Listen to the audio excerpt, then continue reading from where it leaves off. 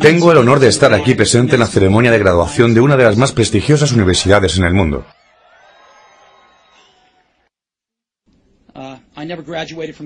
A decir verdad, esto es lo más cerca que estuve jamás de una graduación universitaria. Hoy deseo contarles 3 relatos acerca de mi vida. Eso es todo, nada del otro mundo. Simplemente 3 relatos. El primer relato es acerca de unir los distintos puntos. Abandoné los estudios en Reed College después de los primeros 6 meses, pero luego permanecí como oyente por otros 18 meses aproximadamente, antes de dejarlos completamente. Así que, ¿por qué abandoné? Todo comenzó antes de que yo naciera. Mi madre biológica era una joven soltera, graduada universitaria, que decidió colocarme en adopción. Creía enérgicamente que debía ser adoptado por universitarios graduados, de tal modo que todo se organizó para que fuese adoptado al nacer por un abogado y su esposa. Excepto que cuando emergí, ellos decidieron, en el último momento, que deseaban una niña. Así que mis padres, que estaban en una lista de espera, recibieron una llamada en medio de la noche que decía: «Tenemos un varoncito inesperado. ¿Lo quieren?». Dijeron: «Por supuesto». Mi madre biológica averiguó más tarde que mi madre adoptiva nunca se había graduado de la universidad y que mi padre nunca había terminado el colegio secundario. Rehusó a firmar los papeles definitivos de adopción. Solo se avino a hacerlo unos meses después, cuando mis padres le prometieron que algún día yo iría a la universidad.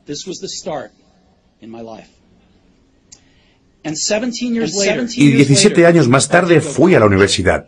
Pero ingenuamente elegí una universidad que era casi tan cara como Stanford, y todos los ahorros de mis padres, de clase trabajadora, se estaban destinando a mis aranceles universitarios. Luego de 6 meses, no le encontraba sentido a esto. No tenía idea de lo que quería hacer con mi vida, y tampoco de qué manera la universidad me ayudaría a resolverlo. Y aquí me encontraba, desperdiciando todo el dinero que mis padres habían ahorrado durante toda su vida. Así que decidí abandonar los estudios y confiar que todo se arreglaría eventualmente. Era una decisión bastante temerosa en ese momento, pero a la distancia fue una de las mejores decisiones que pude haber tomado. En el momento en que abandonara la universidad, podía dejar de asistir a las clases que no me interesaban, y en cambio participar como oyente de aquellas que parecían interesantes. No todo fue romántico. No tenía un dormitorio, así que dormía en el piso de las habitaciones de amigos. Devolvía las botellas de gaseosa para obtener los 5 centavos de depósito para comprar comida, y caminaba las 7 millas a través de la ciudad cada domingo por la noche para recibir una buena comida una vez por semana en el templo Hare Krishna. Me encantaba, y mucho con lo que tropecé más adelante, como consecuencia de hacerle caso a mi curiosidad e intuición, resultó no tener precio después. Déjenme darles un ejemplo. Reed College en ese momento ofrecía quizá el mejor aprendizaje de caligrafía del país. En toda la ciudad universitaria, cada cartel, cada etiqueta en cada cajón, era caligrafiado a mano de una manera bellísima. Dado que había abandonado los estudios y no tenía que asistir a las clases normales, decidí tomar un curso de caligrafía para aprender cómo se hace eso. Aprendí acerca de los tipos de letras, cómo variar la cantidad de espacio entre diferentes combinaciones de letras, todo aquello que hace que la admirable tipografía sea grandiosa. Era hermoso, histórico, artísticamente sutil, de un modo que la ciencia no puede captar, y yo lo consideraba fascinante. Nada de eso albergaba siquiera la mínima esperanza de alguna aplicación práctica en mi vida.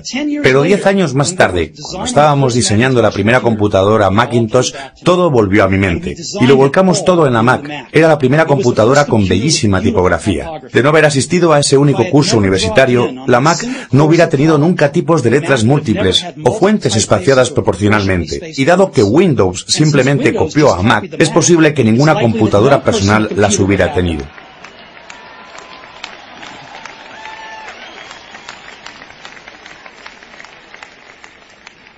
De haber proseguido mis estudios universitarios, no hubiera asistido a este curso de caligrafía, y las computadoras personales no tendrían la maravillosa tipografía que tienen.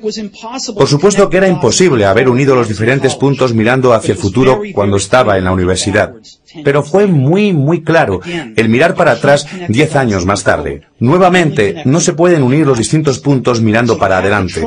Se pueden unir únicamente mirando hacia atrás. Así que deben confiar que de alguna manera los puntos se unirán en el futuro. Deben confiar algo en sus agallas, el destino, la vida, el karma, lo que sea. Este enfoque no me ha traicionado nunca e hizo toda la diferencia en mi vida.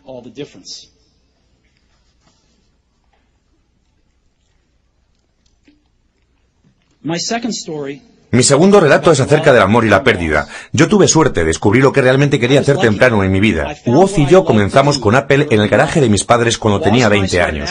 Trabajamos duro y en 10 años Apple creció de ser una empresa compuesta por nosotros dos en un garaje a una empresa de 2.000 millones con más de 4.000 empleados. Habíamos lanzado nuestra creación más refinada, Macintosh, un año antes y yo acababa de cumplir 30. Y después me despidieron. ¿Cómo se puede ser despedido de la empresa que uno inició? Pues a medida que Apple crecía, contratamos a alguien que yo pensaba que era sumamente talentoso para dirigir la empresa conmigo, y durante el primer año o más, las cosas anduvieron bien. Pero luego, nuestras visiones acerca del futuro comenzaron a diferir, y eventualmente tuvimos una disputa. Al tenerla, los accionistas le apoyaron a él, así que a los 30 estuve fuera. Y bien afuera. Aquello en lo que me había concentrado durante toda mi vida adulta había desaparecido y fue devastador. Realmente no supe qué hacer durante unos pocos meses. Sentía que había decepcionado a la anterior generación de emprendedores, que había soltado la batuta mientras que me la estaban pasando. Me reuní con David Packard y Bob Noyce y traté de disculparme por haber echado a perder las cosas de tal manera.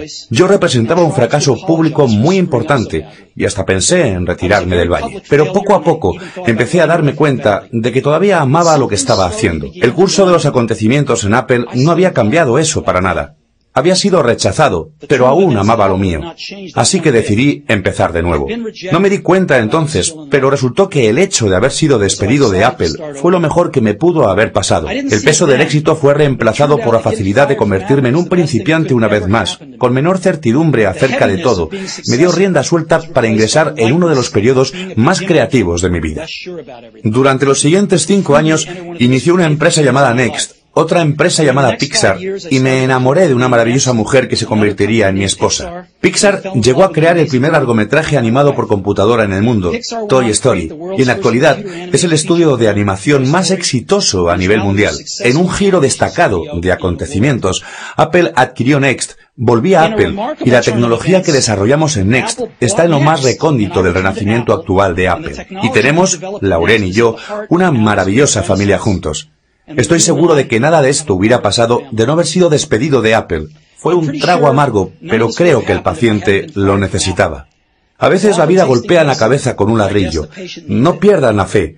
Estoy convencido de que lo único que me mantenía en curso era que amaba lo que hacía. Deben encontrar lo que realmente les apasiona, y esto es tan cierto respecto del trabajo como lo es respecto del amor. El trabajo les llenará una parte importante de sus vidas, y la única manera de sentirse realmente satisfecho es realizar lo que consideran un gran trabajo. Y el único modo de realizar un gran trabajo es amar lo que uno hace.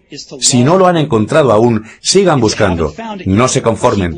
Así como sucede con todos los asuntos del corazón, sabrán cuando lo hayan encontrado.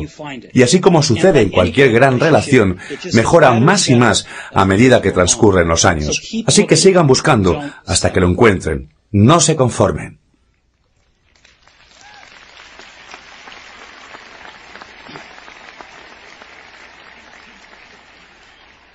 Mi tercer relato es acerca de la muerte. Cuando tenía 17 leí una cita que más o menos decía lo siguiente: si vives cada día como si fuera el último, algún día seguramente tendrás razón. Me impresionó, y desde entonces, por los últimos 33 años, he mirado en el espejo cada mañana y me he preguntado, si hoy fuese el último día de mi vida, ¿querría hacer lo que estoy por hacer hoy? Y cada vez que la respuesta ha sido no, durante demasiados días seguidos, sé que debo cambiar algo. El recordar que estaré muerto pronto es la herramienta más importante que he encontrado para ayudarme a tomar las grandes decisiones en la vida.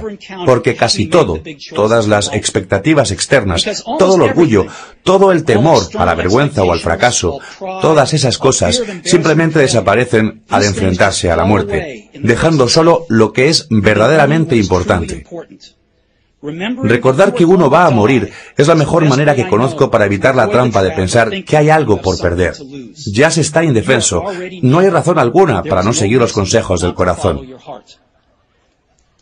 Me diagnosticaron un cáncer hace un año aproximadamente. Me practicaron una tomografía computada a las 7:30 de la mañana y claramente mostraba un tumor en mi páncreas. Yo ni sabía lo que era el páncreas. Los médicos me dijeron que este era seguramente un tipo de cáncer incurable y que no llegaría a vivir más de 3 a 6 meses. Mi médico me aconsejó ir a casa y arreglar mis asuntos, que es el código médico para prepararse para morir.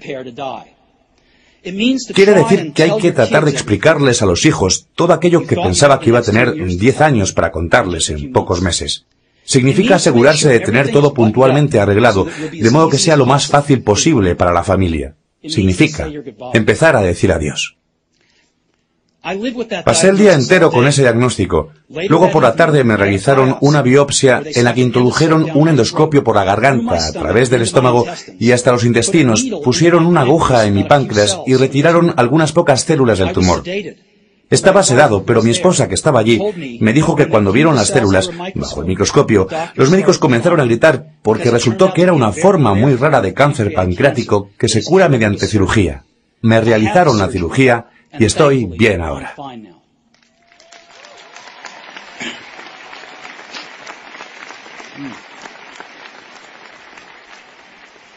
Fue lo más cerca que me encontré de la muerte, y espero que sea lo más cerca que me encuentre por varias décadas.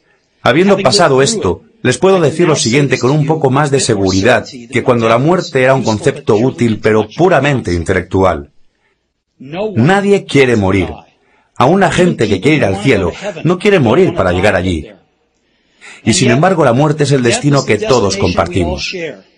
Nadie ha logrado escapar, y así es como debiera ser, porque la muerte es muy probablemente la única mejor invención de la vida.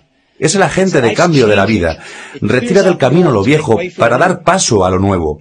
En este momento, lo nuevo son ustedes, pero algún día no demasiado lejano, gradualmente, se convertirán en lo viejo y se los sacará del camino.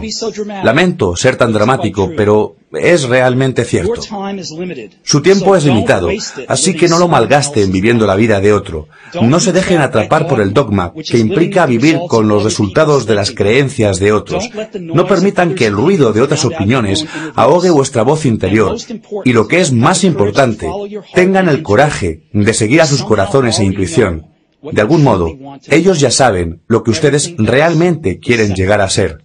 Todo lo demás es secundario.